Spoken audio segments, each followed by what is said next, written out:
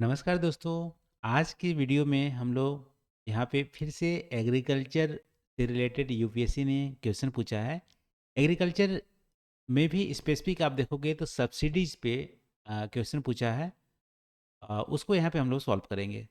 ठीक है।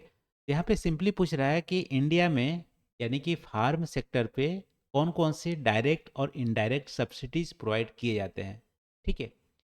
और ये जो सब्सिडीज प्रोवाइड किए जाते हैं वो क्या इशू रेज करता है डब्ल्यूटीओ के अगेंस्ट। ठीक है। वर्ल्ड ट्रेड ऑर्गेनाइजेशन के रिलेशन में ये जो सब्सिडीज हैं क्या इशूज रेज करता है, इसको भी आपको बताने हैं। तो देखो, इंडिया में सब्सिडीज प्रोवाइड तो किए जाते हैं, कुछ हमारे डायरेक्ट भी होते हैं, कुछ हमारा इनडायरेक्ट भी होते हैं। ठीक है। और टोटल सब्सिडीज की बात करें फार्म सेक्टर में तो जीडीपी के लगभग में 2% यहाँ पे फार्म सेक्टर में सब्सिडीज प्रोवाइड किए जाते हैं वेरियस लेवल पे। चाहे डायरेक्ट बेनिफिट ट्रांसफ़र हो जो 6,000 पीएम किसान निधि से हम जो जमा करते हैं, गवर्नमेंट जो किसान को देती है, या हमारा फर्टिलाइज़र पे सब्सिडी हो या सीड्स पे हो। ठीक है। या हमारा इरिगेशन इंफ्रास्ट्रक्चर पे सब्सिडी हो। सब जो सब्सिडीज को मिलाएंगे तो यहाँ पे गवर्नमेंट का एक्सपेंडिचर लगभग में 2% जीडीपी का आता है। और ये सब्सिडी हमारा इंश्योर करता है, क्या क्या चीज़ इंश्योर करता है, कि फार्मर की जो इनकम है उसको भी इंश्योर करता है और हमारी फूड सिक्योरिटी है। यदि फार्मर को आप सपोर्ट नहीं करोगे तो अनाज ग्रो नहीं करेगा तो हमारी फूड की शॉर्टेज हो जाएगी। तो फूड की शॉर्टेज ना हो, फूड सिक्योरिटी को भी इंश्योर करता है। इसके अलावा ओवरऑल जो एग्रीकल्चर में डेवलपमेंट है उसको भी इंश्योर करता है। इन सारी चीज़ों के लिए जो फार्म सेक्टर में सब्सिडी ज़रूरी है। ठीक है। ऐसा कुछ यहाँ पे इंट्रोडक्शन पार्ट में आप बता सकते हैं।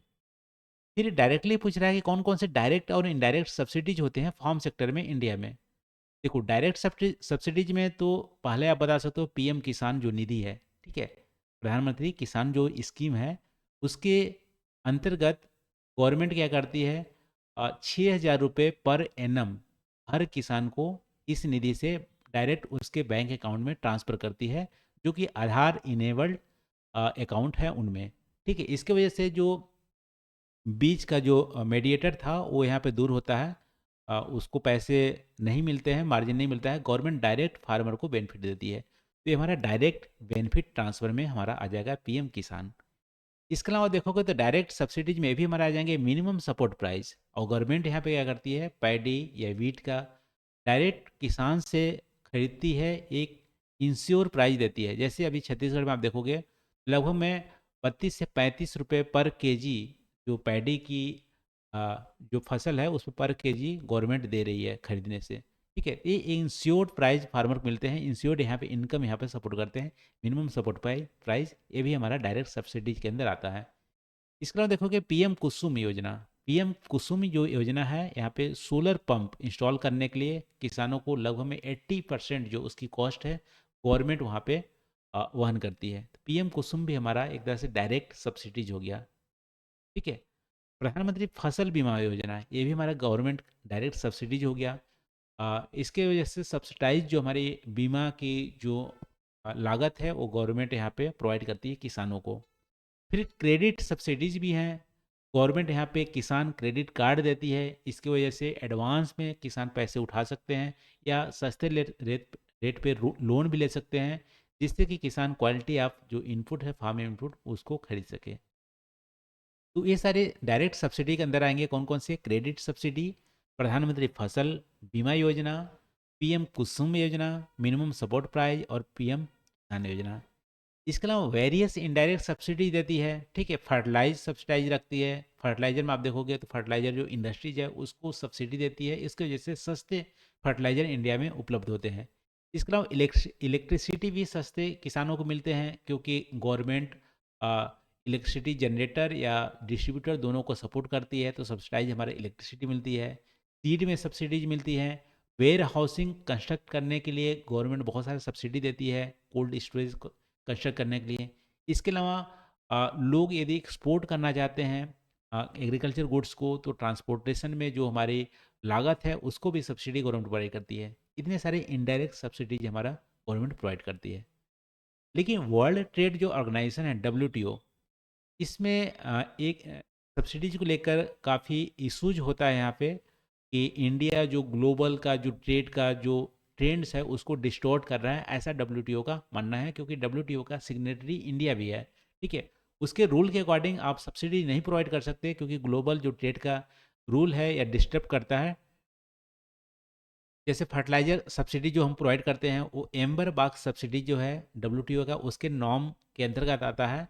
इसकी वजह से डब्ल्यूटीओ बोलता है कि जब फर्टिलाइजर पर सब्सिडी हम प्रोवाइड करेंगे तो जो ओवर प्रोडक्शन किसान कर सकता है, इसकी वजह से प्राइस जो ग्लोबल प्राइस लोअर हो सकते हैं। और जो डेवलपिंग कंट्री या डेवलप्ड कंट्री में जहाँ पे सब्सिडी नहीं दिया गया है, उन किसानों को घाटा होगा, क्योंकि वो हाई प्राइस में प्रोड्यूस करेंगे, आप लोअर प्राइस में प्रोड्यूस करोगे। ठीक है, तो ये सब चीज़ें ग्लोबल जो ट्रेड है उसको डिसबैलेंस करेगा। फिर बफर स्टॉक जो India FCI food corporation of India से जो बाय करता है लार्ज क्वांटिटी में और इसको स्टोर कर रखता है, ये भी हमारा कहीं ना कहीं प्राइस को जो फ्लक्चुएशन होते हैं उसको कंट्रोल करता है। और ये भी डब्ल्यूटीओ के अकॉर्डिंग एक गलत बात है, क्योंकि मार्केट पे आप नहीं छोड़ते हो प्राइस को, आप उसको कंट्रोल कर रहे हो। ठीक है, तो एक डब्ल्यूटीओ का एक इशूज है। इसके अलावा एमएसपी मिनिमम सपोर्ट प्राइस, आप प्राइस यहाँ पे एक इन फार्म का जो इनकम है उसको श्योर कर रहे हो, तो हो सकता है कि उससे जो सस्ते रेट में यदि उसको बेचना हो, लेकिन आप उसको अच्छा इनकम प्रोवाइड कर रहे हो, तो कहीं ना कहीं ये भी हमारा ट्रेड का डिस्टॉर्टिंग एक तरह से हो रहा है, कि मार्केट के जो रूल्स हैं उसके आप खिलाफ जा रहे हो। तो डब्ल्यूटीओ का ये सारे इश्यूज हैं यहाँ पे सब्सिडीज को लेकर। लेकिन डब्ल्यूटीओ का इंडिया मेंबर है, तो डब्ल्यूटीओ के रूल्स रेगुलेशन को फॉलो करना भी ज़रूरी है, लेकिन साथ साथ इंडिया में जो फूड सिक्योरिटी है, फार्मर का जो इनकम है, उनको भी इंश्योर करने की ज़रूरत है। इन दोनों के बीच में कहीं ना कहीं हमें बैलेंस बना के चलना पड़ेगा। और इसके लिए डब्ल्यूटीओ के साथ नेगोशिएशन इंडिया का बहुत सालों से हो रहा है। ऐसा कुछ यहाँ पे आप समराइज कर सकते हैं। मेरा दोस्तों, आज के टॉपिक में हम लोग एग्रीकल्चर जो सब्सिडीज हैं उस पर यूपीएससी ने क्वेश्चन पूछा था, इसको हम लोग आज सॉल्व किए। तो आज के लिए बस इतना ही। थैंक यू फॉर वॉचिंग, मिलते हैं अगले वीडियो में नए टॉपिक के साथ। Thank you.